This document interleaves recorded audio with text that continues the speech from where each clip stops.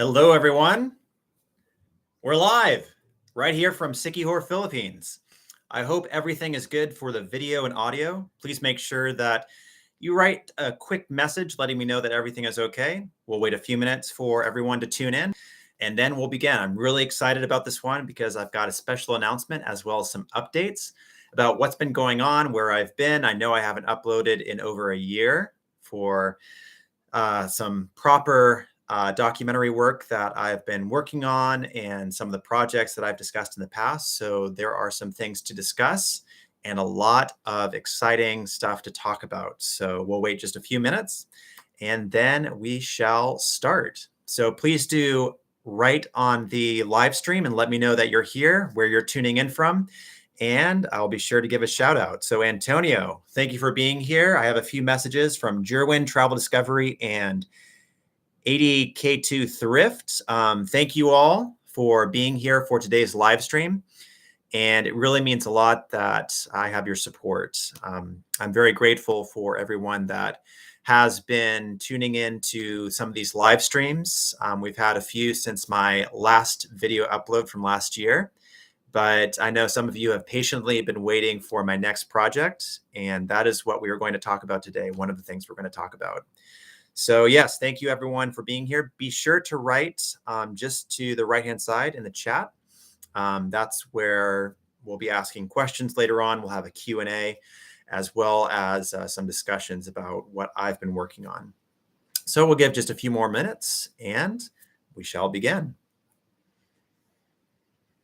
Right now here in the Philippines, it is 9:05 in the morning. It is a beautiful day here on the island of Siquijor in the Philippines. I've been living here for about a year now. It's actually been over a year, and I have just loved it. It's an amazing island, and we're going to be talking about Siquijor because that's going to be part of the big announcement for today. So I'm really excited about that. So who do we have so far? It looks like we have 12 people tuned in. That is awesome. And we've got some people who are saying hello in the chat. But wherever you're tuning in from, I'd love to know where you are. I know on the East Coast of the US, it is 12 hours behind. So right now it should be 9:06 in the evening there on Sunday. And then we should have some people who are tuning in from the Philippines. I believe this person's from the Philippines. But yeah. I am actually going to be here for just a few more days before I travel out just for a vacation. I'm going to Europe to visit my father. He's over there, and I've got my sister who's going to be traveling to Europe as well. So I'm going to be there for a few weeks, and then I return back to the Philippines where I plan to do more projects. So we are going to begin right now. We're not going to wait any longer, but we do have quite a few people tuned in. And today is the surprise live stream from right here on the island of Siquijor in the Philippines. Please let me know if everything is okay. Give me a thumbs up in the comments or in the chat over here just to let me know that the audio and video is fine. Everything is looking good. I do have really good Wi-Fi here, so that is good news. Let's just hope the power doesn't cut out. In advance, if this suddenly ends, 99% is because of the electricity. One thing about Siquijor Island, as with a number of small islands in the Philippines and even larger ones, the power does go out on a fairly consistent basis. So usually once a day, sometimes we get a few days without a power cut, but there are quite a few brownouts. So I'm hoping, fingers crossed, we don't have that, but they do happen often. We just had one last night. We had 3 happen a few days ago on Friday. Usually on Fridays and then over the weekend, that's where we get quite a few of the power cuts. My assumption, even though there are no official announcements about this, my assumption is that they do not have enough power for those busier times, especially on weekends when there are parties going on. They've got the outdoor club, they've got the restaurants going, they've got live music everywhere. So I'm assuming that they have to do these cuts just in different barangays, different towns around Siquijor. But let's see, Richard is watching from Nashville. Richard Burchette, thank you for being here. And I actually went to school just north of Nashville at Western Kentucky University. So I went to Nashville many times, and I always love my trips there. So thank you for being here, Richard, and thank you for your support. All right, let's get right into it. So, where have I been? Well, that is one of the questions for today. And I've actually been working on quite a few different things, one of which has been doing trips back to the US, especially after COVID. I talked about this in a few of my other live streams late last year, where I was catching up on family visits. We had several weddings. So I was going back and forth, I believe, 3 times from the Philippines to the States, staying as long as 1 month and going around. I've got family scattered around the United States. So I was visiting a number of relatives that I had not seen in quite some time. I visited my father, who was in Washington, D.C. at the time, visited my sisters. I've got one sister in the state of Kentucky. I've got another one in Illinois and Chicago. And so I had a chance to go visit them and then travel to both sides of the coast, or both sides of the country, I should say, on both coasts, and spend time with family on both sides. So that was really great. We had several weddings. We had one in the summer and one that was supposed to be in Florida when Hurricane Ian hit. So that was postponed to this year, early this year. So I went back to the States for that third trip.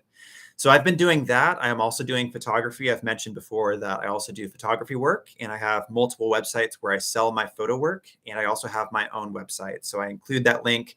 I'll probably put it just below this video in the description. I have it in the description for most of my videos where I have my stock portfolios, and then I also have my own website where I sell my photos. So I do quite a bit of editing when I travel. I'll take quite a few landscape pictures, some portrait, nightscape, cityscape, and then I sell those online. But on top of all that, this is the big announcement for today. I have almost completed. I am just a few days away from releasing the big 40-minute Siquijor documentary. And if you know anything about my videos and how long they sometimes take to make, this one is the biggest project I have worked on yet. I had no idea when I started this how long it would take to travel around this island. And it's not a big island compared to the much larger main islands of the Philippines. But still, going around the island and getting all of the different shots, from waterfalls to being underwater and scuba diving to going under the earth, going into caves, just these magnificent caves, and getting footage there, trying to time it with weather, with lighting. We had weeks of rain when I started the production process several months ago. And I also, before that, was working on the script. It was an 8-page script. So there was quite a bit of research, a lot of thought, a lot of time, a lot of effort that went into this, something I really enjoy. But it does unfortunately take more time, especially since I'm doing pretty much all of it on my own. And I'm really excited. I have just a few more things to tweak, and I'm going to be releasing the new Siquijor documentary, which covers basically the entire island. I wanted to do a comprehensive tour, as I've done with several other of the videos that I have on my channel from up north in Pampanga. And I wanted this to be a go-to video, a good, comprehensive, thoughtfully put together, where I try to include as much information as possible, make it visually appealing, and make it something that people can view, whether they already are here and they want to know more about the island, or they want something that they can give to people when they come here, if they have friends or family members, and also people that are interested in coming for the first time. Siquijor has actually been, I can probably say, booming in the last 6 to 9 months, especially with travel restrictions lifted. There are, for the most part, no more restrictions throughout the Philippines other than at the border. I believe there's still just a few remaining formalities that need to take place in order for people to go through immigration, just some paperwork. They've got the e-travel system that just went up officially across the board. So now that's the process for anyone who's entering the Philippines from abroad. They now have the e-travel system, which is easier. So all the information for customs, immigration, and for the health department, so any of the health questionnaire forms, any of the questions that they have, usually they put it in that e-travel document. And that just needs to be filled out, I believe, within a 72-hour period. So within 3 days of arriving in the Philippines, they now have that new e-travel system. So I think it's easier. And again, all the restrictions, even for the province of Siquijor, they used to have a special entrance procedure where you go through as soon as you get off one of the ferries, but that has been discontinued. So now you just take a ferry, get on the island, and it's completely open. And again, if you missed it, I've been here for over a year now. So there was a lot of time for me to get out, explore, get an idea of what I wanted to include in this video, what I wanted to kind of go over as far as the history and what I was discovering from people that lived here, because a lot of what is included in the history of the island, a lot that you would find out about the festival, such as the Healing Festival, which is also included in my video.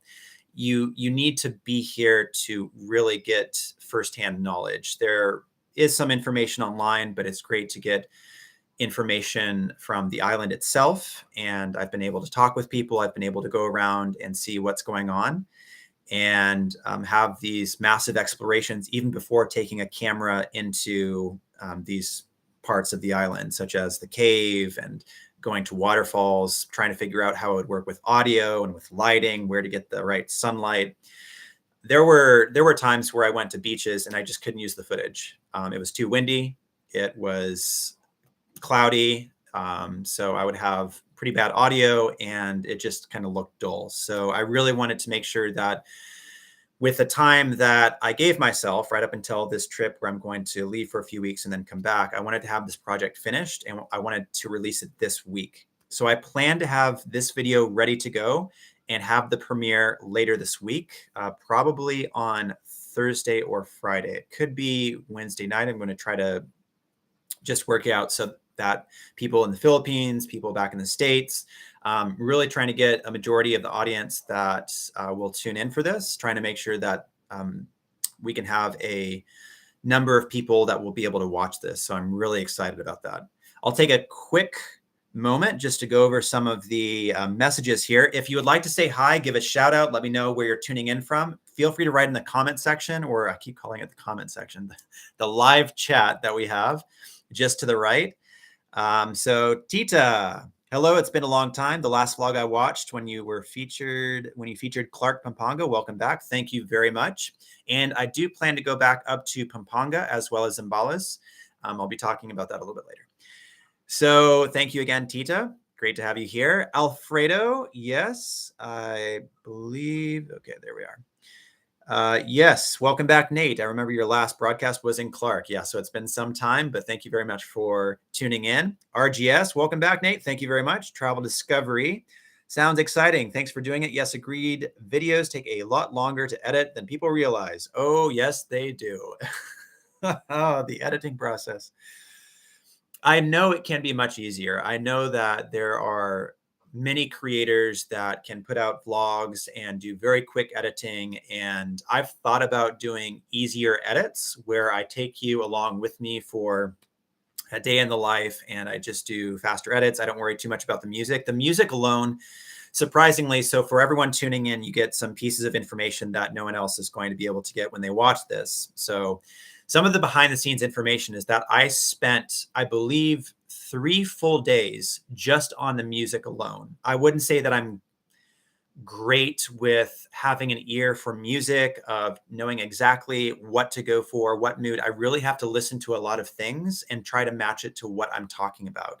I know that a number of videos on YouTube, they feature one track and it's just kind of in the background, and then it's brought up for any of the shots that are being shown without narration, and then it goes back to the background, and it's just one single track for the whole thing, which is fine. For me, I really like to try to go above and beyond with the music alone, just to try to bring in more of the mood of what I'm talking about, to really boost the visuals and add to the whole story of whatever documentary I'm working on. So for Siquijor, there's quite a bit. You've got beaches, you've got waterfalls, you've got these mystical caves, you've got a festival. So there are all these different elements that kind of have their own moods. So I really try to spend time to enhance those scenes by choosing appropriate music. So believe it or not, I know it should be faster, but it took me 3 days just to get the music tracks. And if I did my job correctly, then most people who watched the Sikihor documentary will not even know it's there. That's the whole point of having music, is that if it's done well, then it should not be noticeable. But the feeling that people have, or the enhanced experience of watching that video, should be there without people noticing, oh, okay, well, these editing choices were made. So that's my whole goal with the music alone. But yes, the editing process, the long and the short of it is, it took quite a bit of time. I don't know if I even want to reveal how long the editing alone took, but in the process, I've also been doing some retakes, realizing that I needed to redo some of the audio and some of the shots where I didn't have the right lighting. So I've been doing that just up until yesterday, as well as getting some shots that I needed. So I feature Skydive Sikihor. There's skydiving here. So I needed some shots that I didn't have, and they were able to provide some of those quick shots from the air. So that was also really helpful. So thank you again, Travel Discovery, for being here. Akalu7, hey, Nate, it's been a while. Yes, it has. Glad you're doing good. It has been really good. I've really been enjoying this project, as well as some of the other explorations that I've had back in the States, as well as here, and also excited to come back and work on some other stuff. So we'll get into that.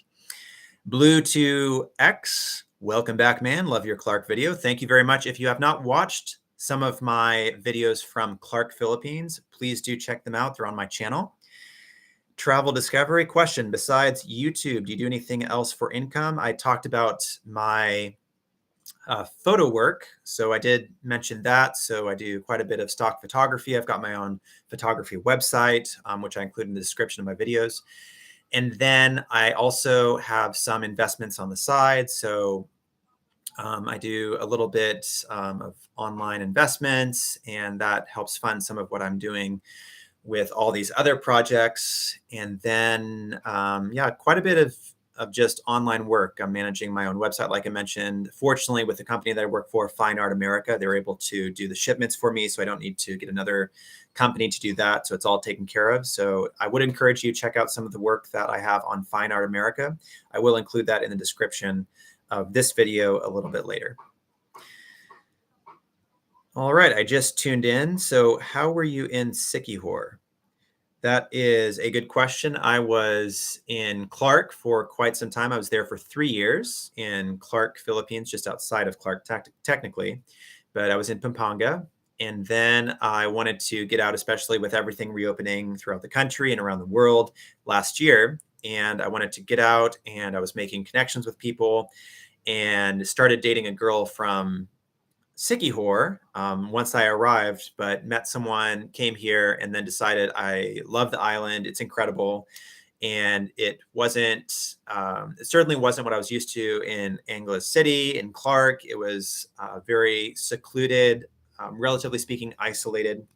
So that was really nice. It was a good contrast from what I had been doing before. I thought it would be great to do a project here. So I was thinking about that from day one. And I just, with everything else going on, I kind of postponed that project. I pushed it back. You'll know from the live streams, if you tuned in before, I was talking about doing a project here. And then when I really went all in after doing some of these travels back to the States, I said, okay, I'm going to do a full-on script. I'm going to try to make it 30 to 40 minutes in length to try to properly cover the whole island and give a really good overview of what people can expect when they come here. So that is how I ended up here. I decided to stay much longer than I think I originally planned, and that's been fine. I just really enjoy where I am. I've been in 3 different locations on the island, basically in the same region, the same municipality, which is San Juan. It's on the west coast of Sikihor, and it's the most popular. It's where most of the tourists go, but it is very beautiful. There are great beaches here. There's cliff jumping. You've got waterfalls. You've got just beautiful mountainous terrain overlooking the coast. And so now I'm in a spot that is very close to Peloton Beach, which I'm going to feature in the video. And that's going to be really exciting to talk about. It's just beautiful water. And I actually got certified for scuba diving here. I'd mentioned that before, but I did get my advanced certification in Malapascua. I don't know if anyone's been in Malapascua, but it is just a stunning, stunning island with all of these scuba diving sites around the island. It's very small, much smaller than Sikihor. You can walk around the entire island of Malapascua. It's just north of the island of Cebu. So you have to, from here, we have to travel to Cebu, and then we took a 5-hour bus ride all the way to the tip of the island of Cebu. And then from there, we took a 30, I believe it was a 30-minute ferry. It's one of those small, it looks like a small fishing boat here in the Philippines. And on the day that we traveled, it was close to being stormy. Fortunately, it was not raining up until the time we arrived, but the water was extremely choppy. I pretty much got soaked on the ferry as we were going over. So I'm protecting my camera gear and I'm really trying to be cautious with all this stuff that I have, including my laptop and everything. So I ended up washing my phone, which fortunately is water resistant. So I washed that when I got back to get the salt water off. So we were just taking care of all this stuff. But that is where I got certified in the advanced course for scuba. And they've got thresher sharks there. They also have tiger sharks on another shoal. So you have to travel out from Malapascua and go to these shoals, kind of these underwater islands. So it's not too far down. You go about 20 to 30 meters, and then you reach this impressive coral reef that's just there out in the sea. And that's where the sharks are. So you go out and see these thresher sharks, the sharks with the long tails. They're just beautiful, beautiful creatures. But we were able to see quite a few of the thresher sharks. So I've thought about including that in a future project. I thought that would be really interesting if I focus on some underwater expeditions. But it is one of the prime diving destinations in the Philippines. It's the island of Malapascua. And then from there, you can take any number of the dive trips they have with different operators. They have their own boats, and then they'll take you out and you can make it a full day experience. So we had a lot of fun with that. And I believe for 3 dives, we were able to get that for, I want to get this right. I think it was, they had a special for 3,999, so 3,999 pesos. So basically 4,000 pesos, which would be close to 80 US dollars. And I think that's what we paid. But they had a good deal for 3 dives, and that was amazing. In order to get that for our certification, we paid a different price to get the full package. But they did have that for people that already have certification, and they come in and you can pay that price, and then they'll take care of everything else. So that was much cheaper than what I would pay back in the States. But we had a great experience, great crew. They've got a lot of divers that come in from other countries. They've got Filipinos working together, and it just makes for an amazing diving experience, just breathtaking water. All right, let me get back over here. I just tuned in. Tops Keith, thank you for being here and really appreciate you tuning in today. So how were you in Siquijor? I just talked about that, so hopefully you got that. Did you do the new Cave River spelunking? Yes, I did, and I featured that in the documentary. Travel Discovery, do you plan to stay in the Philippines from here on out? I plan to stay for a while. I don't know what will take place over the next year or so. So for 2024, 2025, I've got some ideas, but I may be here, but I also want to do some other trips elsewhere. So I'm sure I'll be back in the Philippines, even if I do leave.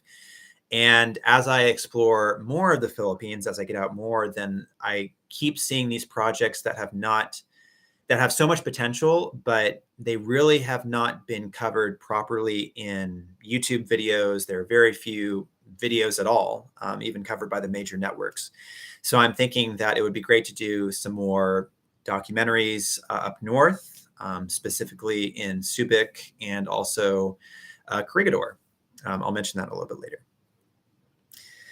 All right, I think I reached the end of that. So again, if any of you have not written over in the live chat, please do say hello, give a shout out, and let me know where you're tuning in from. We'll get to a question and answer session, a dedicated question and answer session later on.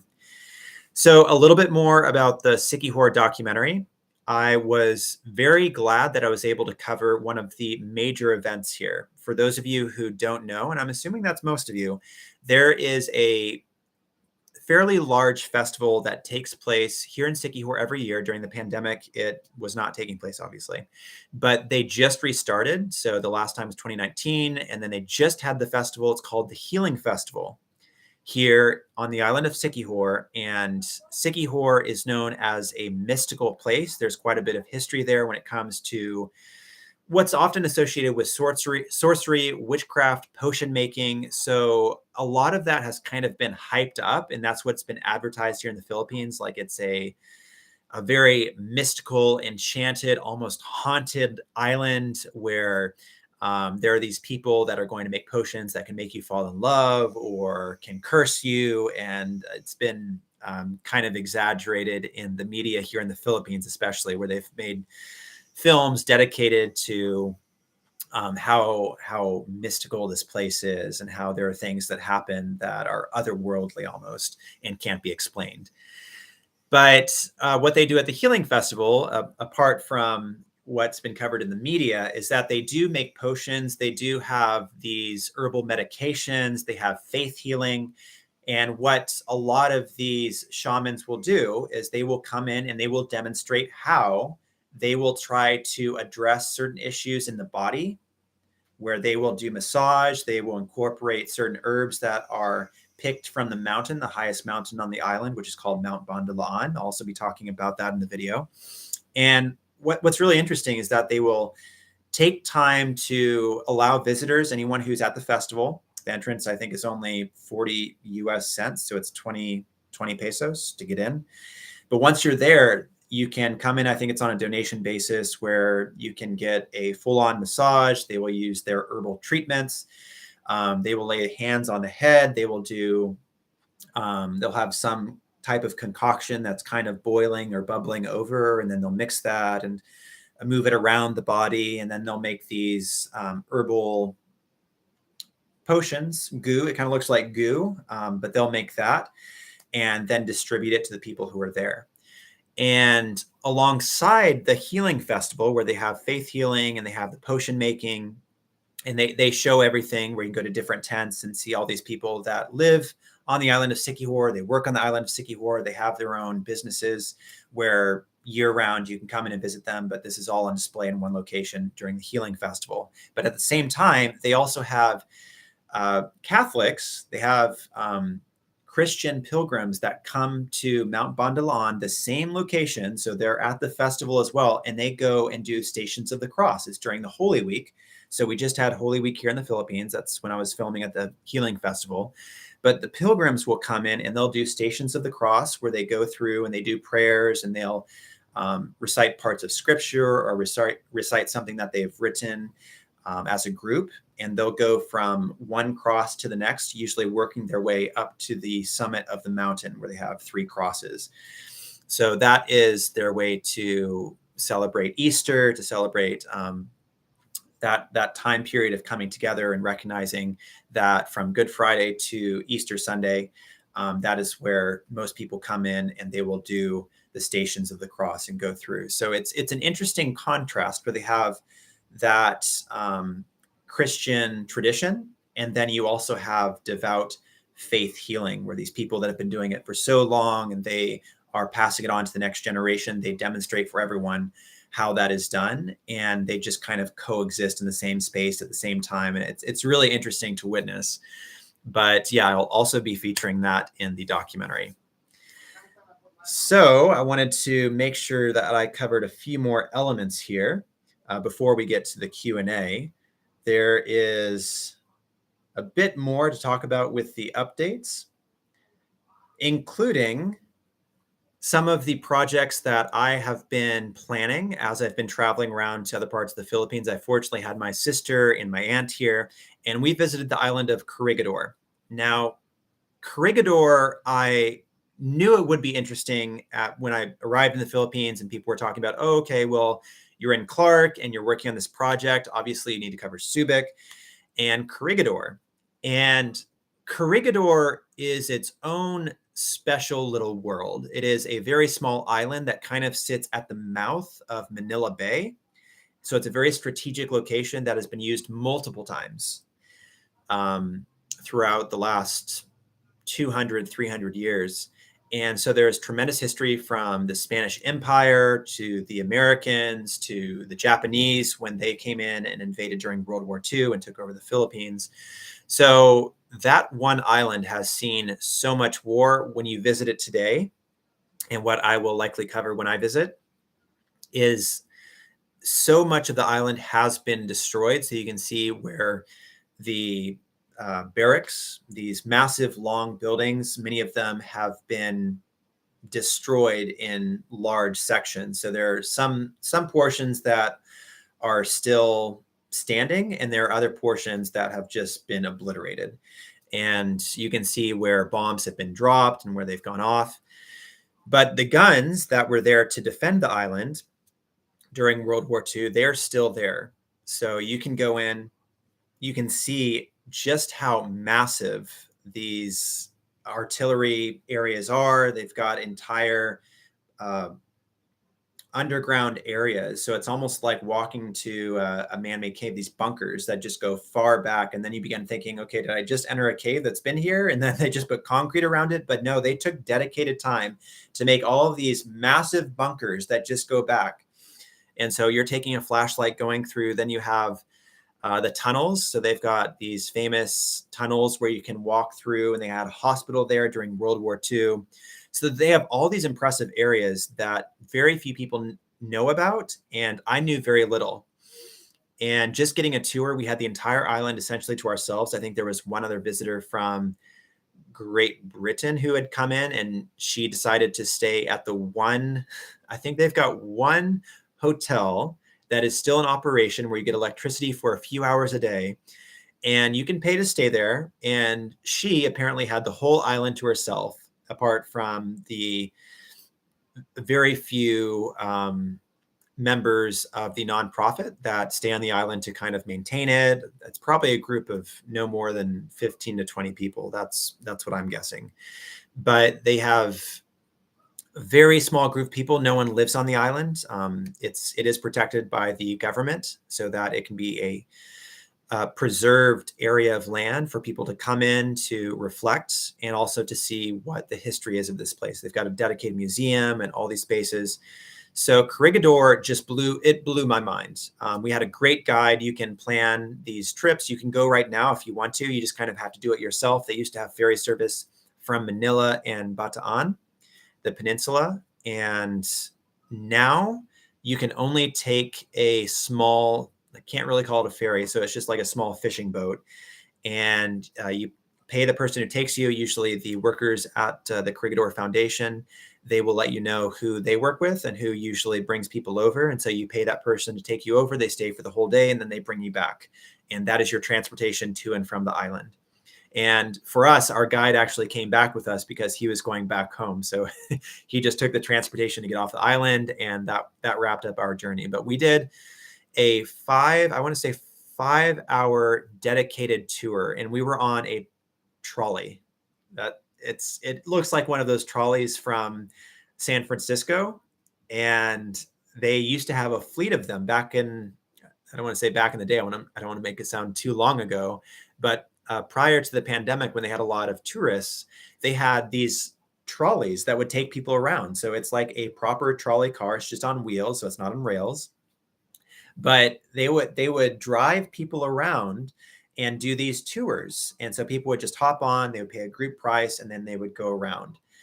And it was fascinating. We were the only ones in the trolley. So it was my sister, my aunt, and me. And then we had, of course, the driver and the guide. And it was great. So the guide is pulling out the microphone. And as we're driving around, they still have a decent road network that wraps its way around the island. And you just go from one site to the next. And I really cannot describe in words. This is why I need to do a documentary about this. But Corregidor is like its own preserved museum of an island. Just the whole island is museum. And you're just going from one stop to the next thinking, how is this here? It's been sitting here for the last 80 years, this massive gun that is 20 times the length of an adult human. And they still have, like I said, the bunkers that you can walk through, and you're just wondering how far it goes in. You go through the Malinta tunnels, the tunnel system I had mentioned, and it's just one cavern after the next, these branches. So it's just this massive system, and some you can walk into and you can go to these connecting tunnels. So you can kind of do this massive U where you go all the way around and it just comes back to the main tunnel. And just, I believe they're called arteries, the arteries of the tunnel system. And I was just constantly amazed. So I was taking pictures. I was thinking, oh, this would be great to cover in a proper video, trying to get some ideas of how I would do it. But if I did go, I would probably have to go by myself, take all my equipment, and just stay for several weeks. And that alone could be its own vlog of me just being alone on the island and maybe seeing a few people that decide to come in for tours. But our guide did tell us that unfortunately they're getting very little funding right now. They have very few tourists. So it is important that they try to get more people in. They do have some tours that are organized. If you go on Facebook right now and you type in Corregidor, you do see that there are some organized tours that go at certain times throughout the month, and you can pay as a group. So they kind of organize groups, and then that brings down the price per person. And if they get more people, then it's a more affordable price. But we just decided to go on our own. We couldn't catch any of those tours that they had already planned. So we just did the whole thing ourselves, and we paid the foundation, and then we paid our ferry boat rider, our boat captain, I should say. He was very nice, and they picked us up, took us over, and brought us back. But I would encourage anyone who's coming to the Philippines, do check out Corregidor. It is, I don't think there's any chance, even if you have people in your group who have no interest in history whatsoever, just going into these spaces and being a part of it and realizing, oh, this is what's left behind, this abandoned bunker, this abandoned section of the base. You go into the tunnels, and it just completely makes you think about what it must have been like to live on the island back in the day, and to see an old theater, a movie theater that probably looked state of the art at the time, but was bombed. And then you've got the museum right next to that with all these photographs. And it really brings history to life, to be a little cliche, but it's just an experience that you have to include if you're going to have a month-long visit to the Philippines. If you have enough time and you can go out there, go to Bataan, take a ferry boat from there, then it is well worth your time and well worth your money. So yes, do look at that. So let me get back over here and make sure I'm catching up with everyone who's tuning in. Jesse Santiago, thank you for being here. Long time no see. Yes, indeed. I have been busy working on this project. So that is why we're doing the live stream, to talk about that, as well as some of these other projects I'm mentioning. Hope to see you soon in Clark. Yes, I do want to make it back to Clark. I know there's a lot more to cover. And love your Clark videos. Would love to see the Corregidor video. Yeah, that is one that I'm thinking, if I do make it to Corregidor, I could probably end up doing 2 videos. One to cover just the experience of being there, maybe a behind the scenes video of what it's like to actually stay in the hotel and how much power we have throughout the day, which would probably only be 4 to 5 hours, maybe not even that. How I get internet, if there is any internet, and just what it's like for people who have to stay on the island, what that experience is like. Because from what we saw, the limited amount that we saw, I was thinking it's got to be hard. It was certainly easier back in the day when they had regular shipments, when it was a military base, when there was a lot more funding. But now it's really down to the bare bones. So a lot of credit, I need to give a lot of credit right now to, I believe it's the Corregidor Foundation. It's the people who run the island, kind of mandated by the government, set up by the government. But they are just kind of taking care of the whole island. And they're down to just a few people to go out to certain places, do cleanup work, make sure that tours can come through, because the jungle is always encroaching, like many parts throughout the Philippines. The jungle is always encroaching on these old buildings. So even going out to the hospital, there's this abandoned hospital, just like in Clark. They've got an abandoned hospital in Corregidor, and you can walk that hospital and just go around from one level to the next. The roof is no longer there, but they do have several sections. So you kind of go through the jungle on this road. So you get off the concrete, and then you go off on just this dirt road, which was kind of muddy when we were there. So our driver is kind of braving it with this massive trolley that can hold probably about 30 to 40 people. You just go around the entire hospital. It's surreal. It's a surreal experience. But it just made it that much better. So again, massive credit to the people working over at Corregidor. You have to go. Anyone who's planning a trip to the Philippines, please do go to Corregidor. whatever you think you know about it, or what you've heard about it, what you've read about it, there is so much more to learn once you're there, and so much more to experience once you're there.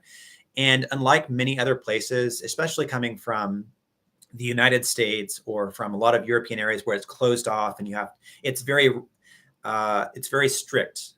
It has a regiment to it. There's a way to go around, and everything's protected, and there's no walking through this area, this area, this area. For the most part, Corregidor is open. If you stay on the island, it's pretty much open to you. They tell you where to go. They can give you recommendations, and then you've got the island to yourself. So there are certain places where you really do not want to walk, such as the Malinta Tunnel. If you take a left instead of a right and you see sections that are crumbling and you start crawling through, it's very likely you might encounter a bomb that they have not taken out yet, because there are so many shells that have been removed from the island that did not detonate, and they believe there are still many more. Especially in the tunnels. So there are areas where they've completely cleared it. President Bill Clinton, he went a long time ago, so the Secret Service came in and cleared out a ton of shells that they discovered before his visit, which I found it really interesting when we heard that story. But since that time, there are still some unexplored areas where they believe that shells could exist. So apart from all that, where you could be risking your life and seriously risking just finding a bomb, you are completely free, and the island is open to you. So I think I've talked about Corregidor quite a bit, but I do highly recommend it. Tops Keith, did you go to Fort Drum? No, I would like to, though. I really would like to go. We could see it from where we were. PH, when will you upload more travel vlogs? Will you make a travel vlog on Bicol region? I think that would be really interesting. There are limitless. Every place I visit, I think this would make for an amazing project, and so many places have not been covered or properly covered, or information has not been provided about what it is like nowadays to go and walk around, and when you can visit, the best times to visit. So I'm thinking that there are so many places, including Bicol, where I would love to go and work on projects. So yes, I do plan to do more vlog style videos, including these travel documentaries. Come along with me and I'll show you what this place is all about. Florida Aguada. Hope I'm saying that correctly. Thank you for being here, Florida. Hi, Sir Nate. Waiting for your documentary video in Corregidor. Stay safe. Watching from Hong Kong. Hello, I've been to Hong Kong before. I'd love to go back for a visit. It is a beautiful place, and I didn't have a lot of time to properly explore Hong Kong, but I was fascinated by the short visit that I had. And thank you for your support and your interest in my upcoming projects. Hopefully you're excited about my Sikihor video, and I would love to see you there at the premiere. That goes for all of you. If you can make my premiere, which is going to be later this week, I'll be throwing that up on YouTube with probably several days of advance notice, so that as many people can be there as possible and watch the new release of the Sikihor documentary. Again, that new video to be released later this week is going to be 40 minutes in length. This is my biggest project yet, so I'm really excited to show it to you all.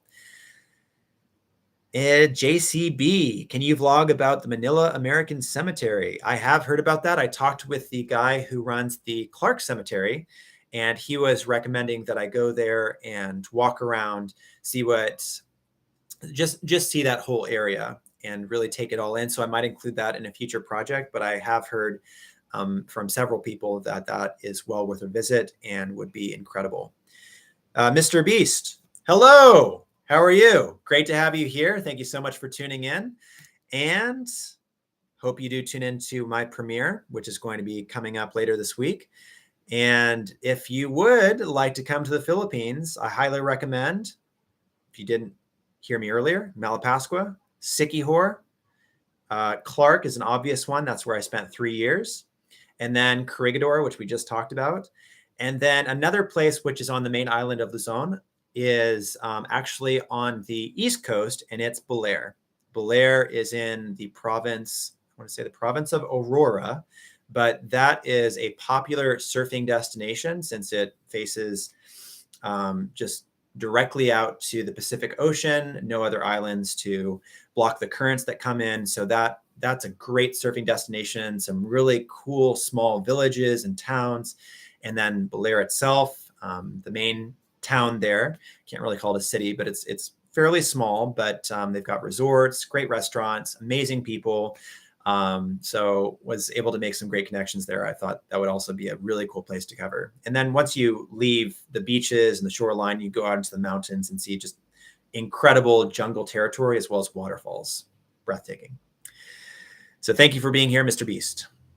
RCA, your dedication to your craft is admirable. Looking forward to your next video. Thank you very much. I really appreciate that. I do wish I put out more content more often. I'm thinking that later on I will need a team in order to shrink the amount of time that these projects take. I do like to maintain quite a bit of control over the whole process so that I really reach the vision that I have from start to finish. And so once I write my script, I'm able to properly go through, take my time, and make it so that it is the best possible video that it can be. But the trade-off for that is just having these long waits for the next upload. So I am hoping to crack down and shrink that whole process from writing to production to editing to the final mix and then releasing, try to shrink that down and just make it something that people can view almost on a monthly basis. That would be ideal, to do one video per month, but I'm working to get there. So thank you so much to all of you for being here, tuning in, and continuing to support my channel and the work that I'm doing, including these longer form videos. Pat Linus Costello. Hi, Nate. Glad to see you're back. Always enjoyed watching your travel and documentary videos on the Philippines. Thank you for all the high quality contents. Well, thank you. And that really does mean a lot. Again, for all of you that are just tuning in over the last 5 minutes, I'm back here on YouTube. I really didn't go anywhere. I've just been spending a lot of time working on this most recent project, which is right here on the island of Siquijor in the Philippines, where I've been living for the last year. And I have just nearly completed with a few final touches, which I'm doing today. So after I finish this, I'm going to go back to doing the last final tweaks, last final edits, a little bit of color balancing and just minuscule adjustments to the audio. But that's pretty much it. I have to throw in a few more shots. I extended it a little bit to include a few more attractions near the end of the video. So I wanted to make sure I included those because I think they're well worth mentioning in this documentary. But that pushed it to just past 40 minutes in length. So yes, it's been 3 months in the making. And with the writing process, it might be a little bit longer, but I really wanted to try to wrap it all together so that from start to finish, it's just the island coming at you, where it's kind of woven together from beaches, waterfalls, to going under the island, whether you're in a cave or doing scuba diving or snorkeling, kayaking, all these different activities. I wanted to make sure that I included them while also not making sure I ended up with a 3-hour-long video of just all these clips, because I really think I ended up with 12 hours of footage. It's probably more now. I probably have 14 hours of footage with all the stuff I've loaded onto my computer. I have so many clips on my computer right now. It's ridiculous if you were to see the library of stuff, but I really wanted to just shrink it down, boil it down, and that resulted in a 40-minute long video. So yes, when I do release that, I'd love to get your feedback, Pat, and just hear what you think, as well as from all of you. I'd love to see you there. I'd love to hear what you think. If you haven't been to the island of Siquijor, then I hope this video will entice you, will encourage you to put it on your list for when you plan to come to the Philippines. I am recommending it to everyone back home. That doesn't require any sponsorship whatsoever. I can easily say that Siquijor is one of the most, I don't know if I can say overlooked, but it's not well known across the board. There are more people coming in, excuse me, it's certainly becoming more popular. The ferries are full, I would say, most of the time. And I'm certainly noticing just over the last year that there are many more tourists, but it's nothing like Siargao or Boracay or some of the most popular islands.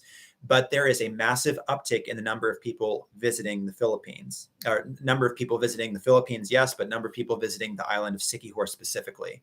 So that is another reason why anyone planning a trip, if you're looking for the ideal destination to get away from the cities, to get away from the main islands for tourism, Siquijor is your go-to. There is still plenty to do on the island. So you're not going to get bored. You can spend as much time here as you want. Like I said, I've been here for over a year and I'm still discovering things. So you have so much that you can plan and do on this island, especially if you plan just to visit for a few weeks.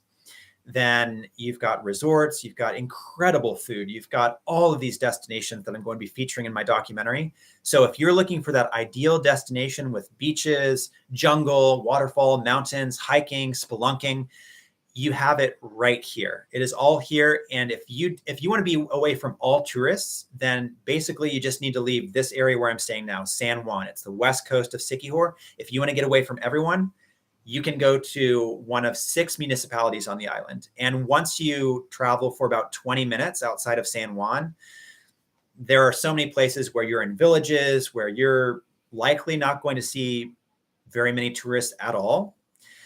And there are places where I go in the mountains and you feel like you're the only one. You feel like you're the only tourist as you come through and people are waving at you and you're getting friendly looks from all of the locals. And they're really excited to have someone who is a foreigner coming in, and they'll come up and talk with you, ask where you're from, all of that. But you have all of those different opportunities to get the experience that you want. If you want the touristy experience with live bands and great food and a proper beach resort, or staying at kind of a glitzy jungle hostel, you have all of that, just as you would in Siargao or Boracay. But you can leave all of that behind in a matter of minutes. So that's really exciting. All right, let's get back to the chat. Please, if any of you are watching right now and you have not said hello over in the chat, please do so. I would love to hear from you. And also let me know where you're tuning in from. If you're in the States right now, it is already approaching 10 p.m. on the East Coast. So it's great that you're staying up to watch this. Topskeith, many Europeans living in Siquijor. That is true. I have found that many Europeans are visiting and deciding to live here if they're not living here already. So I've talked to a number of Europeans, Spanish, from the United Kingdom, German, quite a few people from the Netherlands, quite a few Dutch tourists, and so many foreigners that I have talked to that live on the island and have their own businesses and their own restaurants. Many of them are from Europe.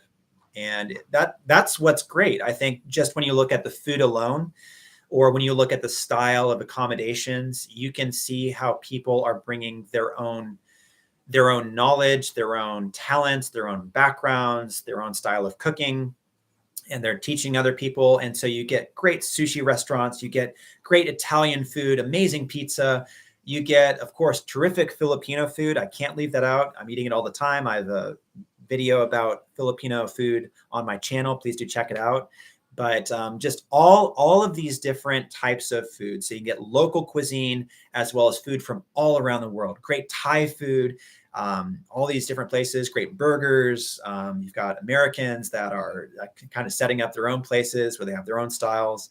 So you really get that tour, that culinary tour, if you will, as well as all these different options for accommodation and getting out and being able to really socialize with people from all over the world. So yes, many Europeans, as well as people from all over the world, including many different parts of Southeast Asia. JCB, how are the visa requirements? How long can you stay as a tourist? That is a good question. I'll quickly answer that.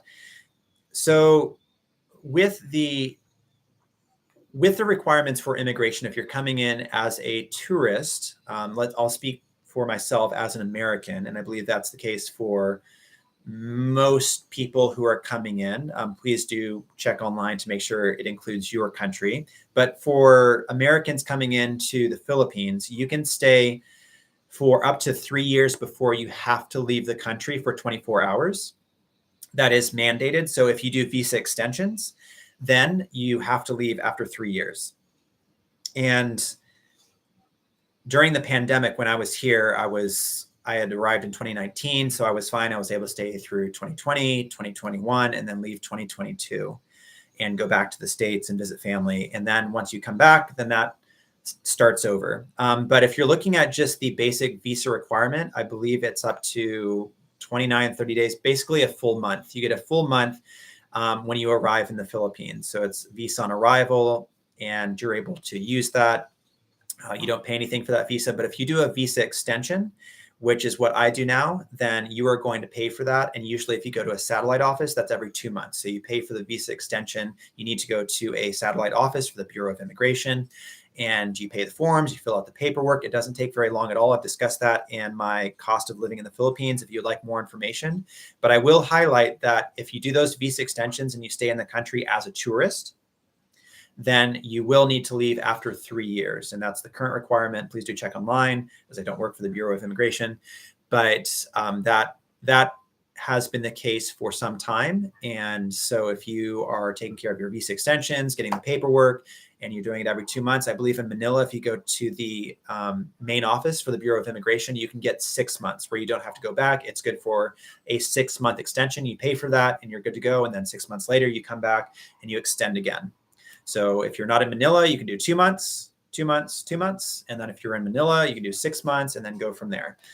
And you can kind of mix and match. So wherever you are in the Philippines, you can find the nearest satellite office. They have it on their website. Usually, I haven't had a problem trying to find satellite offices. In Clark, it was very easy. It was just 15 minutes away. Here, it's a little bit harder. I need to go to Dumaguete, which is on another island. So I take a ferry over there. They've got ferry services on a regular basis every day. So I just head over there. I'll find something to do in Dumaguete. That's the larger city. They also have the shopping mall, and they've got more options for things I might need to pick up if I want to bring things back to the island. And then I make a little excursion out of that. So I can do that every 2 months. Also, just so you know, when you arrive in Manila, and they might have this in Cebu as well, but when you arrive in Manila in Terminal 3, they do have a Bureau of Immigration office there. It's a go-to office where it's just kind of a small setup that they have at Terminal 3.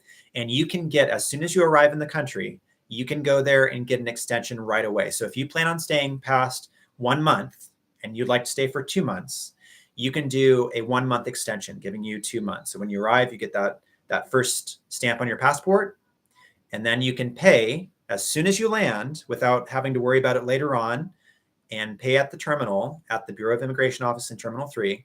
And then you get that extension for another month. That's what I did when I just came back from the States 2 months ago. So I'm getting ready to leave. I'm approaching that time period where I'm reaching that end of the extension. So I've been here for 2 months and I'm flying out anyway. So that worked out very well.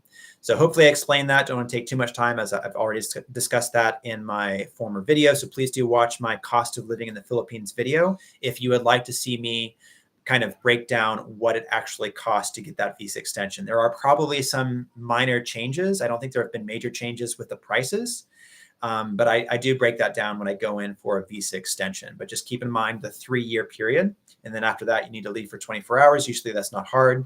You can go back, plan a family visit. Most people are going to leave anyway to go back home and take care of something, whether that's visiting family or taxes or what have you. And then you come back after 24 hours, and then that whole cycle repeats itself. So that is the immigration process right now. For most people, it is 1 month when you arrive, visa on arrival. Again, for specific countries, for your country, please do check online to get the exact requirements. All right. Country Life Vlog. Hi, Kuya Nate. Hello. Thank you for tuning in. Janet Seniza. Husband speaking, age 80. Janet's husband. We were on Mactan Island at our home. Okay, my wife is heading back May 2nd for another 7 weeks. I'm watching from Everett, Washington. Awesome. Well, I was just visiting family a few months ago over in Twisp, Washington. So that is over the North Cascades. But of course, I went through Seattle. I know Everett very well. I've been to the Boeing factory there. I love aviation. I used to work for Qatar Airways, basically as a hobby. So, of course, went to the Everett plant with doing the Boeing tour and going around. So that was really interesting. So really appreciate you tuning in. So hello to kind of my neck of the woods, since I'm from Portland, Oregon. I think someone asked where I'm from. I'm originally from Portland, Oregon in the United States. So I'm from the West Coast, just north of California.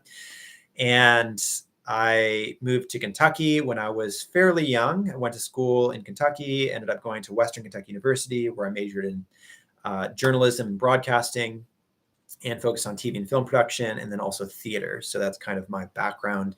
And then from there, I did studying abroad, and that led to working abroad, where I ended up doing some work in Turkey. Then I moved to Qatar, where I worked for Qatar Airways for 4.5 years. And then I moved here to the Philippines to get back into media production and wanted to really focus on some of my own content, including photography and film production, as well as some investments on the side to help fund everything. So that's kind of been my last 10 to 15 years of really branching out, doing all these international experiences, and it's been great fun and I've loved it. So yeah, I'm very thankful to all of you for being here. And yeah, thank you, Janet Siniza. And let's see, so that, yes, thank you to you both for supporting my channel. I hope you will tune in to the premiere coming up. All right, well, we are going to continue just for, let's see, we've been live for over an hour, so I'll make it probably 10 to 15 more minutes. Feel free, by the way, as with all my live streams, feel free to tune in, tune out as you wish. No hard feelings if you need to go to bed, if you have work to go to, if you have anything else that you have going on. Really appreciate you being here. I do want to get across that I have my documentary coming up for Sikihor Island, and that's going to be released this week. I'm really excited about it. It's 40 minutes long, and I do have other projects that I plan to start very soon, including Subic. I really haven't mentioned that at all, but Subic is also on my list. I've talked about that several times, and now I really want to just get over there and start working on that project. So that has been kind of on my bucket list for productions for several years, ever since the first video that I did in Clark about the history of Clark Air Base. And I received so many comments and so many encouraging words saying that if I covered Clark, then the obvious next step would be Subic, since they kind of went together, so to speak, with Clark being the Air Force base and Subic being the naval base. And there is a lot to see. Every time I go back, I seem to encounter something new, where you find these old buildings that are kind of out there in these different sections of the old base. And I'm very excited and eager to get out and cover that in a comprehensive tour, just like I did with Clark. So that is the announcement for Subic. I mentioned Corregidor. I've got the video release that will hopefully be on Wednesday or Thursday. Could be Friday of this week, but I'm hoping to push that out a little bit sooner. Just to get that out there, I'd like for all of you to see that. So I'm going to include the premiere. I'll post that on my channel. So that should, if you're subscribed, if you haven't subscribed, please subscribe. But you should get a notification showing that the premiere has been put up on YouTube, and it will have the countdown. And then I will be there with all of you to watch the premiere, and we'll be able to interact in a live chat as it's going on. And then, of course, after that, it's going to be live. So please, once it is released, share the link, get it out. If anyone is interested in visiting the Philippines, please do send them the video and get it out there so that people can watch this and really get more excited about visiting this destination that a lot of people don't know about in the Philippines. Christopher, hi from Tucson, Arizona. Thanks for being here. Gabe G. I think it's Gabe G. Hello, Nate. I did not know you are from the Pacific Northwest. Hello from Seattle. Hello, Gabe. Great to have you here. When will you be back? Have you taken the ferry to any of the islands? I have. Years ago, I took a ferry out to some of the San Juan Islands for biking with my uncle and aunt, who my uncle is currently living in Washington State. So we were able to go out years ago and do some biking. Went to, I don't want to start listing the islands because I don't want to get that wrong, but we were able to go out and go to Good Friday Harbor. I remember going there and had a great time. I loved exploring some of the islands and taking the ferry over. That was really exciting for me. It's like, oh, my first ferry experience. So it was great fun, and I'd love to come back. Hopefully I'll be back later this summer for a visit. So I usually try to visit once or twice a year. And I was there just a few months ago. So probably in the summer or fall, I'll be back, and always enjoy trips back to the Pacific Northwest. Of course, I'm biased, but it is a breathtaking part of the country. And I love just hiking through there and discovering all the places in the North Cascades, doing quite a few hikes and climbs, and then getting out for biking and rafting and all the great fun that you can have out in Washington and Oregon. Do hit me up when you visit. I will be your tour guide this time. Thank you very much. Appreciate it. And I do hope to see you there for the premiere of my upcoming Siquijor documentary. So really appreciate the support and thank you for your kind words. It really means a lot. So if you do have any questions, for those of you still watching, if you do have any questions, please put them up here for the next 10 minutes. I'll be here answering any questions that you might have. We did go over some of the exciting stuff that is coming up, including the big announcement of the Siquijor documentary. Just have a little bit more to tweak, and then I'll be throwing that out there. But if you haven't said hi yet, please at least say hi before you leave. Let me know where you're watching from. I'd love to give a shout out and just really say thank you for being here and for supporting the work that I do. It's tremendously appreciated, and I can't get that across enough. So all the support that you all have shown me and just being very patient as I'm working on these projects, hopefully the wait will be well worth it. Jesse Santiago will watch your Siquijor video. Very popular with expats. Watched YouTubers from Dumaguete. Yes, I have noticed that just over the last year, Siquijor is really picking up steam in terms of its coverage. So there are more videos being published on YouTube. I think that I just saw one of the cars from Discovery Asia, from the Discovery Channel. So I think that Siquijor is making a much bigger name for itself. More people are coming in. Again, relatively speaking, it's still fairly unknown, but I believe that's going to change just in the next 5 to 10 years. There's no commercial air service here, for example, but at the one community airport, they are currently right now working on extending the runway so that potentially, probably within the next few years, commercial air service can become viable so that they can start flying larger aircraft here, and they have the new terminal already up and running. And really all they need is just a few changes at the airport, the extension of the runway. I think they need to add an air traffic control tower. I'm not quite sure about that. But the news is that once they do finish some of these upgrades to the airport, then commercial air service will start. And I can see that as being the next big change to allow many more tourists to come in and really start kind of expanding how well known Siquijor is. And so I'm hoping that this video is getting out at the right time to really give that comprehensive overview of the whole island.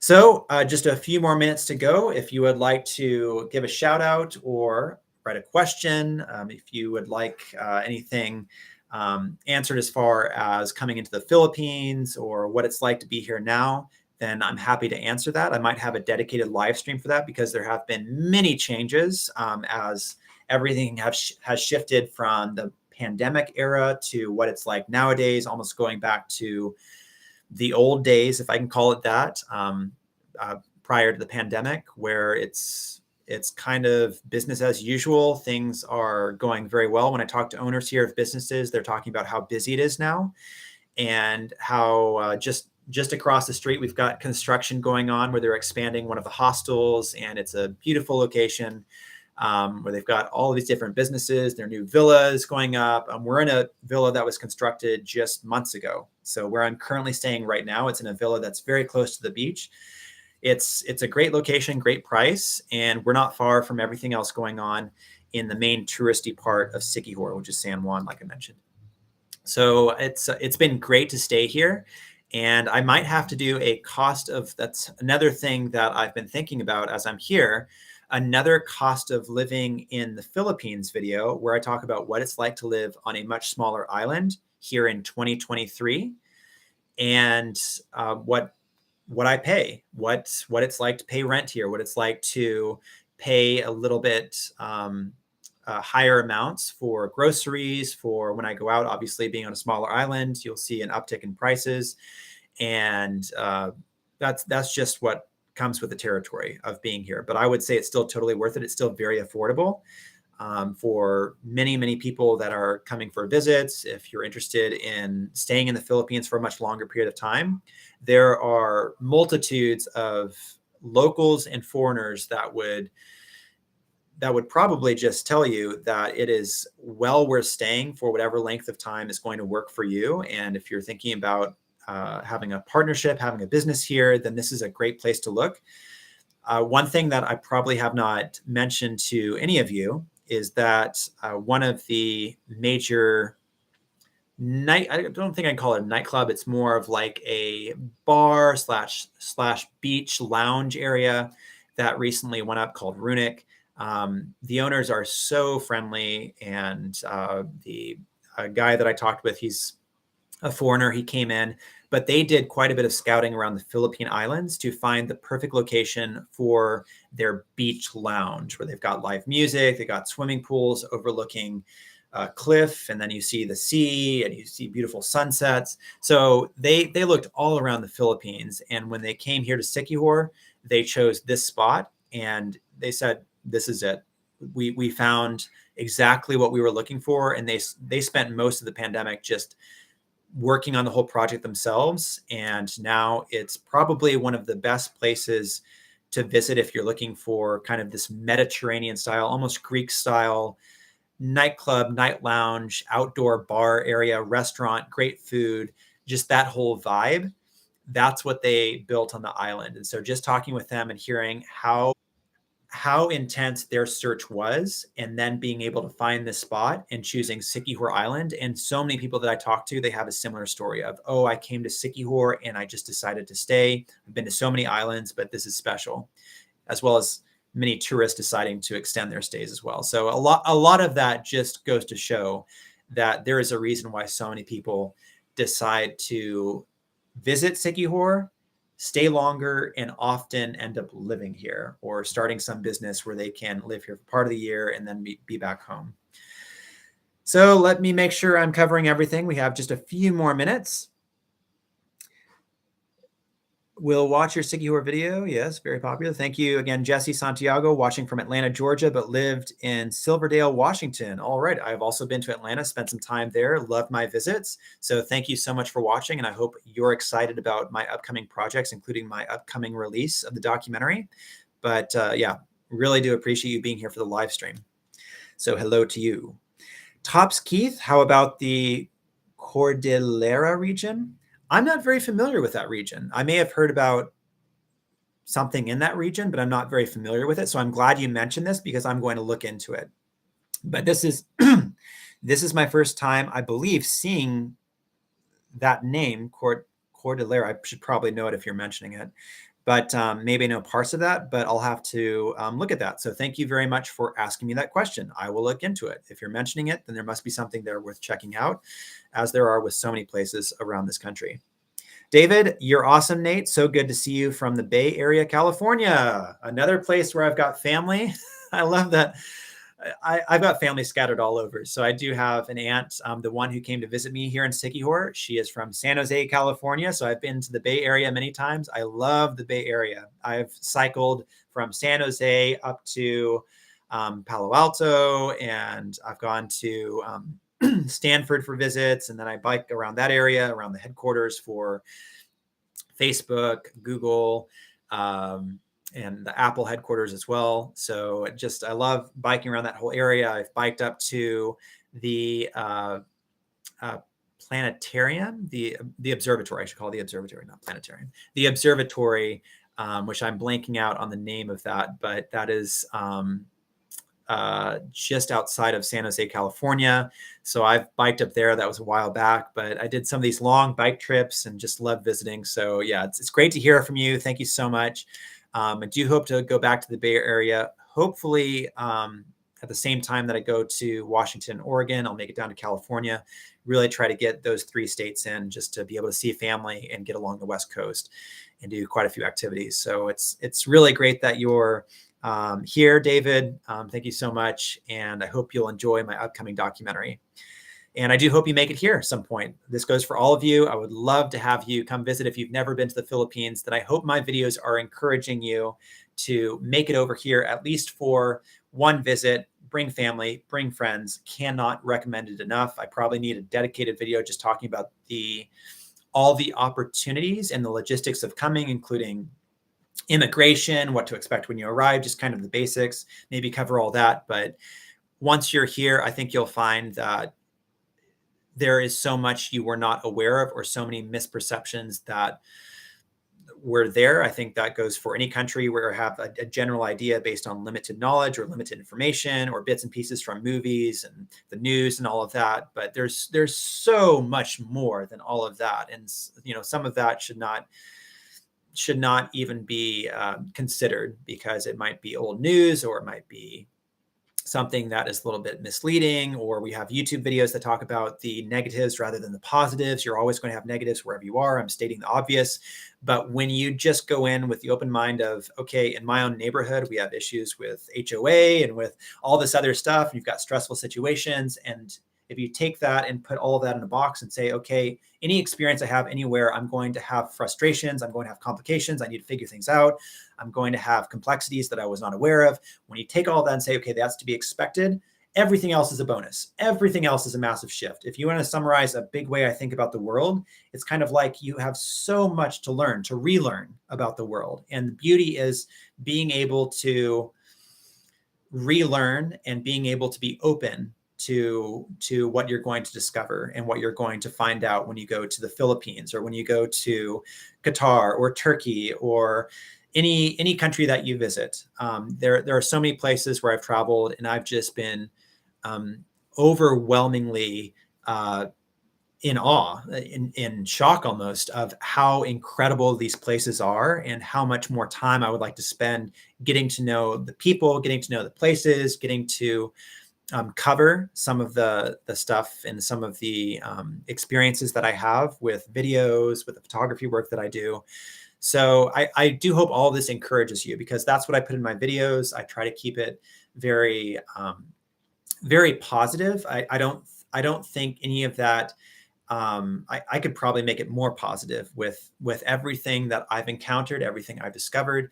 It really is trying to showcase just how amazing the experiences, the people, the sites, the history, how all of that kind of comes together to make for an experience where you can relearn what you thought you knew, but you still have so much more to correct. You have so much more to think about, and that can just open your mind further. So that's something I really try to encourage of.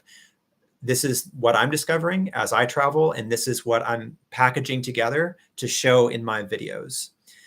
And that's what I plan to keep doing. So when I visit Subic, when I visit Corregidor, obviously when you talk about history, that can be controversial. You do have elements that are difficult to address, talk about, and it's, frankly, a lot of things can just be very wrong. And there are things that are very painful to go through, especially for people who are veterans that I talk to and people that watch my content, and they have been kind of transported back in their memories of going through the Vietnam War and going to Clark and going to the hospital, and just all these different examples, all these stories of how you have a very rich history, a very difficult history, but really packaging that to show what a place is, what it means to people, how it's important, how that really weighs on the heart for a lot of families of people that were raised, or people that know relatives that were in the Philippines, or people that have wanted to visit the Philippines, because it has this cultural weight and this historical weight. But being able to paint that picture of what has taken place, of what this place is, rather than just abandoned buildings and it looks old and it looks haunted. There's so much more than all of that. And you have so much beauty mixed in of what is available in that region, or what it's like to talk with people there, or what I have learned by traveling around. So that's something I really try to get across in my work, is that I'm learning so much, and I'm kind of correcting my view of things, and really trying to rethink the way I think, and rethink and relearn. And that's the whole beauty of it, is being able to rethink the way I think, and coming to a place where I will take everything as it comes. And as I'm going around the island and discovering new spots and new areas that I never knew about. I just recently, I've gone out and discovered hikes that they're not on maps. They're not available anywhere outside of just going there and talking with people, or getting out and discovering these things on your own. And that's the beauty of it, is the Philippines has so much more than what's advertised. And that, I would say, that goes for a number of countries, but the Philippines is a great example of that. There's so much more than what's advertised. And if people take the time to get out and get beyond Clark or Angeles City or Manila or Cebu and the touristy islands, nothing wrong with visiting those places at all. But if you have a limited window into a country of, okay, well, this is what it's like to visit the most populated area where the most tourists are located, you're going to have that experience. And maybe it's not the best experience, but once you get out of that and you really kind of get lost in where you are, if you have the time for that, that's what I always recommend to people. Take time to get lost and just get out. And if something new comes at you, where you meet someone who's from the area and they're very kind and they invite you to come with them for some journey where you can go out. Maybe there's a group going to some secluded beach, or for a spelunking journey, or they know a cave. That's my cave journey. I have that on my channel, where I went out and discovered some caves in Pangasinan. So all these places that you'll never find on a map, but they're there. And you really just walk away with tremendous gratefulness, appreciation for the experiences you've had. And these are the opportunities I'm trying to give through my work. So I hope that will once again really encourage everyone to make that leap. If you haven't traveled abroad, to make that leap to travel abroad, where you don't have to be as worried or as scared, and see that you can certainly make it anywhere you go. You can connect with people, and you can have just the most amazing time that you cannot even plan. That there is so much waiting for you once you leave whatever country you're from. And that if you come to the Philippines, where I am now, you're able to have such incredible journeys where you go out and you see an island, just one island out of many, out of thousands of islands. And so it's just kind of the tip of the iceberg. Whatever the tip of the iceberg is, I want to be able to show that there's so much underneath, and really try to put that all together in my content. So that's what I've done in that's what I hope I've done in some of my recent videos from last year, and the Clark projects that I put together, and what I hope to include in this video for Siquijor, and then for Subic and Crigador and all the other ones.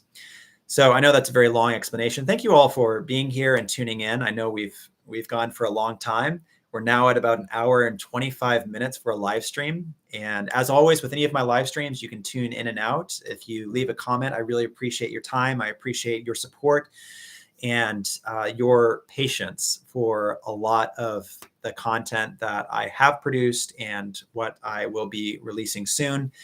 That means the world to me. So thank you very much. I appreciate your kind words over here in the live chat, as well as your comments on my videos. Sometimes it's hard to get to all of them, especially after release, but for every single encouraging word, for comments, for recommendations, for you tuning in to watch my usually long format documentaries or travel videos, thank you. It really, really means a lot. And I hope you all know that.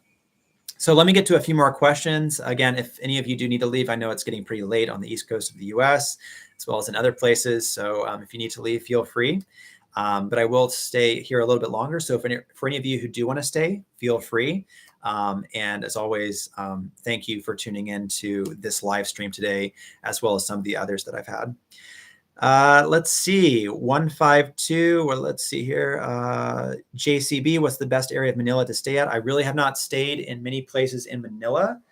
A lot of people that are from Manila, they recommend BGC, where it's a little bit more modern, a little bit more space and parks. But aside from that, I really could not give a lot of recommendations. I really need to spend more time in Manila to discover the hidden gems in the city, because I know there are parts of the city where, you can get out and you can go to places where there is a lot more space, where it's not the kind of stereotypical image of Manila, where it's very crowded, lots of traffic, maybe not as clean or as nice or as built up as people would expect or want.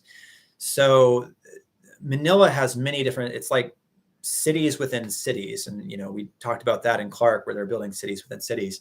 But especially in Manila, it's just you have these different sections, which I could almost say are their own worlds from the limited amount that I've seen.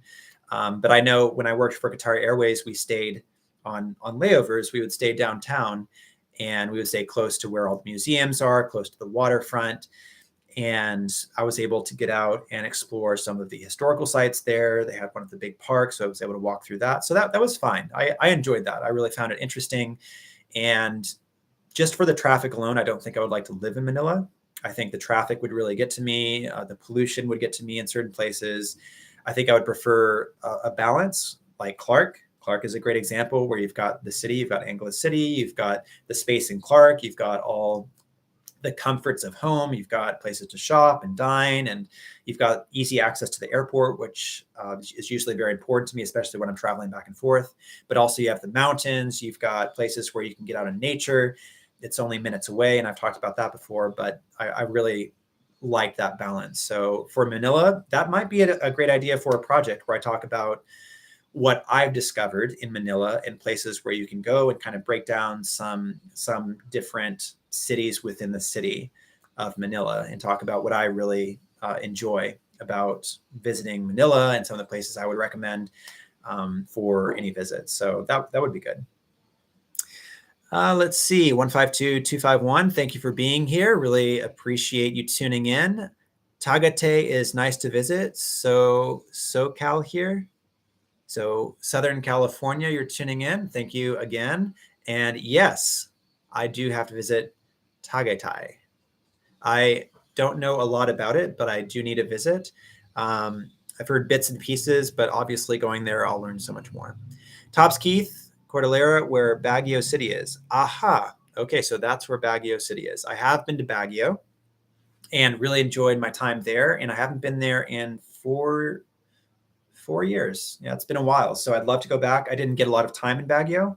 It was really just a few days. So I missed a lot of what people recommended Baguio. I was able to do, I think, one hike, and that wasn't too long. But there were so many other places where I realized later on, oh, I should have done this. But the time that I did have, I was really fascinated. It was much cooler. And of course, loved being in the forested areas with pine trees, and kind of reminded me of where I'm from in the Pacific Northwest. But that was great. And yes, I would like to go back. And I have thought in the past that would be another potential area to do a project. Unconquered by the Spanish. Yes. Darren Dobson, thank you for tuning in. Great to have you here. Do a video in Cebu. I have traveled through Cebu. I am going to stay there in a few days before I fly out to go to Doha, and then Doha over to Europe. I'm going to fly into Berlin. So yes, I would like to see some areas outside of Cebu. Cebu really has not impressed me that much. And I know that's just because of my limited time there. It's also quite busy. I'm always in traffic whenever I go from the ferry terminal over to the airport, for example. And I'll stay close to Ayala, one of the main shopping malls. They've got a really nice laid out area there where you can walk around. They've got places where you can eat and just enjoy. If I'm going for a movie, if I want to see an IMAX film, then there are places to do that in Cebu. But I know I just need more time to stay there, but I really have not had an interest in staying there for a prolonged period of time. But outside of Cebu, going up in the mountains and going to the north, like I mentioned, when I did the 5-hour trip to the tip of Cebu to go to Malapascua, that was great. Really loved that. Beautiful countryside. That was amazing. But I know I have more to learn about Cebu. I know there are places that I'm sure I would absolutely love. But with my limited time, usually transiting, I really haven't seen a lot. So that might be a place where I need to really get out and just explore for a dedicated week to see what I can cover in a potential project. How is the weather? The weather is hot. Yes, the weather is hot, and I have been avoiding sunburns because I usually get burnt. So hopefully in the video, you don't see my face getting too red when I release the Sticky Horror documentary. But I'm always getting burnt if I don't put on a lot of sunscreen. So I've really tried to be religious about putting on sunscreen while I'm going out, because in order to get good lighting outside, I usually need to be in the sun. Otherwise, it looks very dull and just doesn't look great. So I'm usually trying to put myself in the sun, which means I have to put on a lot of sunscreen. So let me know if when you watch the video later this week when I release the Sicky Horde documentary. If you see my face getting a little bit too red, then you'll know that maybe that day I did not put on enough sunscreen. Jeremy and Darren, thank you for saying smash that like button. Thank you very much. I do appreciate all the support from all of you. Jeremy F. Nate, hello, hello. Jeremy, great to have you here. Hope things are well. You have such a great persona on your videos. Hope we get more soon. Thank you so much. And yes, I too hope to be releasing more soon, more often. But thank you, Jeremy. Mario Trance, I hope you feature the historic Bataan Death March route from Bataan, Pampanga to Tarlac. Yes. And that also reminds me, I'll probably save this for another live stream later, but I had a number of experiences with my aunt and sister when they came to visit a few months ago. And that's where we were able to go out to Corregidor, which I talked about earlier in this live stream. And we also went to many areas throughout Clark. And then we went to the Bon Bon Historical Museum. I believe it's Historical Society Museum.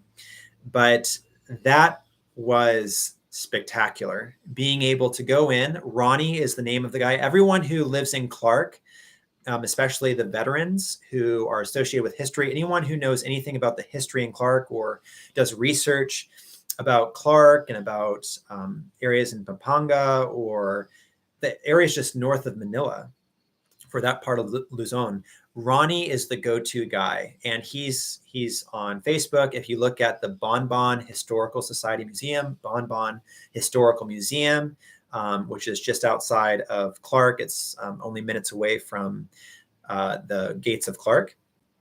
But that is such a spectacular museum. He runs the place himself. He has done pretty much everything on his own. He doesn't get government support. But we did a full day tour with him. And he not only took us around his museum, which he's pieced together so many artifacts from the days of the base, and not just about Clark Air Base, but just from that whole region, specifically around World War II. That's what the museum focuses on, is when the Japanese came in, took over the islands, and what that occupation was like. Talks about the Death March and everything that was around that time period.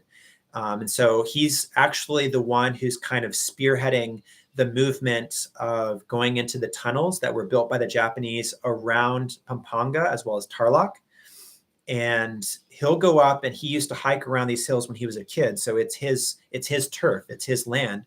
And he will go through and he will discover these tunnels that were basically blocked out during World War II, either by Americans that came in and they were trying to shell mountainsides. And so the entrances or exits were covered so that these tunnels were just kind of left as these man-made caves where there were no ways in or out after the war. And some were partially open, some were still visible. And he has not discovered all the tunnels. So he is going through today, he is going through on a regular basis here in 2023, as he has been for quite some time. And he's going through and taking people into these tunnels that he has already discovered, talking about the history and what it was like for Japanese to be in these tunnels, what it was like when the Americans came back in to try to retake the islands, and showing where there were detonations inside these tunnels. And so there's a tremendous historical weight there, and you're in it. And he's talking about places where in photographs, these old photographs taken by the military, you can see where all these tunnels were, and he can show you that hillside. And you'll see that a good chunk of the hillside still has no entrances or exits for these tunnels. So he is digging, he's looking, he's got equipment where he's still hoping to find an intact tunnel where it has not been discovered yet, where people have not taken anything out, and where there might be artifacts left inside. There might be an entire Jeep left inside. There might be gold. That has also been discussed. The gold has been discussed from the Spanish Empire to the days of World War II. And so there's that aspect, but just this tremendous history where he's kind of at the front of what's going on. And he's really trying to raise awareness. So I would like to mention him. He gave us an incredible tour. I highly recommend, if you're interested in the history of the Philippines, especially World War II history. then the Bonbon Historical Museum, Bonbon Historical Society Museum, is definitely probably your number one spot to visit to really get a proper overview. He is an encyclopedia of knowledge. He knows the dates, he knows the people, he knows pretty much every aspect of what was going on, especially on the island of Luzon and many other parts of the Philippines. But since that's his region, he really is able to give you a great overview of what it was like during World War II and show you what he's collected over the years, including what's been given to him by veterans, Japanese, Filipinos, Americans, by veterans that have come in, and they have left things with him because they see that he is taking care of that history. He has respect for that history. He's very open and honest about that history. And he again will provide just an incredible tour that most museums would not be able to provide. They wouldn't have the staff, they wouldn't have the resources, they wouldn't have the time, but he has dedicated time to do that. And of course, any support for his museum is tremendously appreciated. So from my own experience of going there and being a part of his tour to go around, and how kind and welcoming, informative, and how passionate he is about preserving that history and discovering more for people to come in and to really reflect and be able to see what has been recovered to show that time period, then he's the go-to person. And he really should be working for the National Museum of the Philippines. I really have not met anyone quite like him, who from his own interest, from his own dedication, he has made this entire museum and takes people on these tours. So I know I'm really getting off on a tangent, but I had to mention that. I wanted to mention in my video, so I should probably talk about that in another video. So just a few more minutes. I know we're going on much longer than I said we would, so I'll take just a few more minutes, quickly get to everyone. So Mario, thank you again. Really appreciate you tuning in. Tops Keith, Dinagat Island really fascinates a lot, so maybe. Yes, thank you. Jeremy F., I heard the traffic in Baguio is so bad that they're asking people to drive only on certain days.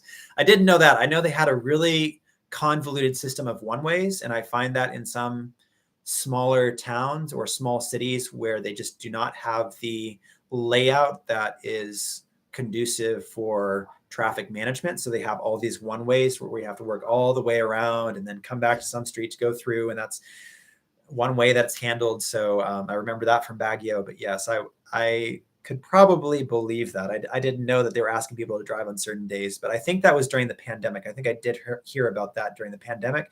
That may have been removed. So that may be old news, but I have to look into it.